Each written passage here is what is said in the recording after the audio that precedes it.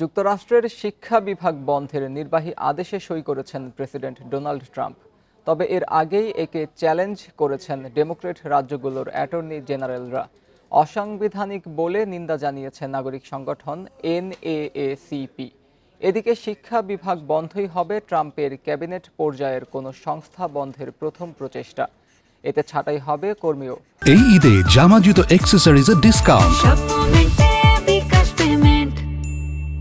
তবে কংগ্রেসে আইন পাশ ছাড়া এই বিভাগ বন্ধ করতে পারবেন না ট্রাম্প।